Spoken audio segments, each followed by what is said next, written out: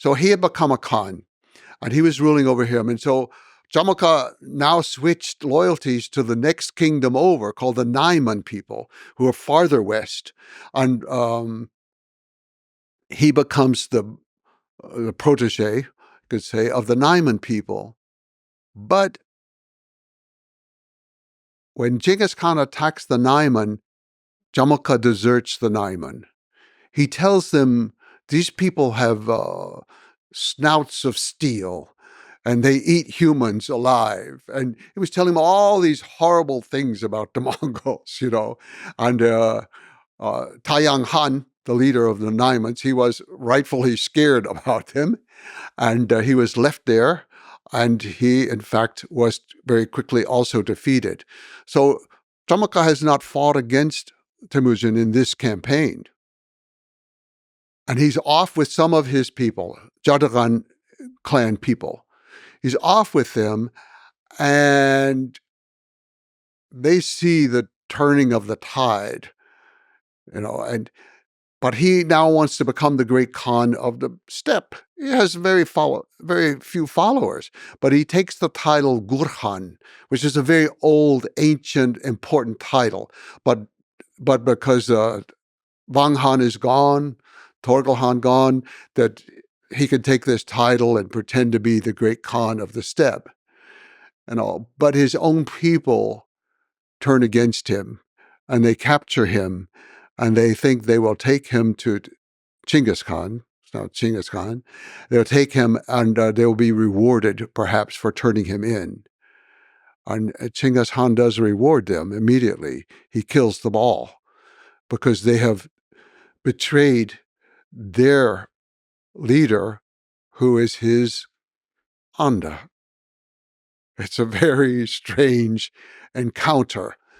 And so supposedly, Genghis Khan says to him, come back to me, save me, be beside me, protect me, be my shadow, be my safety guard in life. And supposedly, Jamuka says,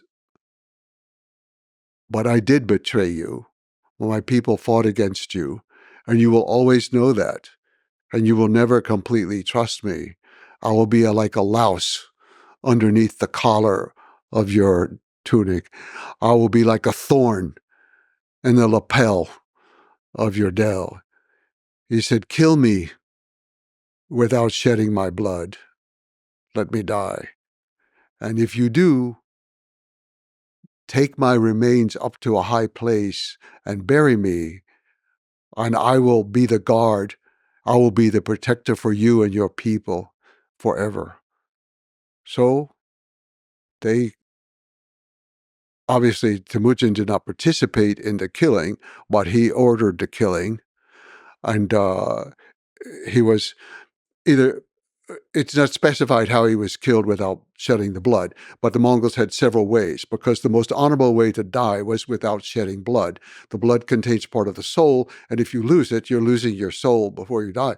So they usually wrapped them up in felt carpets and then beat them to death or trampled them to death with horses, something like that. There are a couple other methods, but I think that's probably the method by which Jamuka was killed.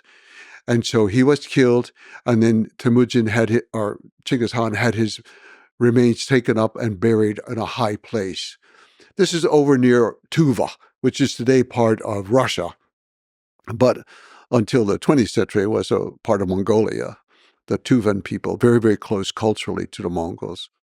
It seems that both of them, under relationship, had a deep value for loyalty. And so the way, it's not worth living after you've been disloyal, which is the Jamuka perspective, right? He had become very practical at this point, and he understood that you needed complete, total loyalty and trust with everybody around you. And I think for this reason, he was willing either to accept the plea of Jamuka, and when Genghis Khan was asking him to come back and to be his shadow and to be his safety guard again, maybe that was just a formality that he knew would be rejected. Or maybe when Jamuka offered to be killed without shedding the blood, that was a formality that he thought would not be followed through. Nevertheless, to me, just reading your work and understanding this history, this relationship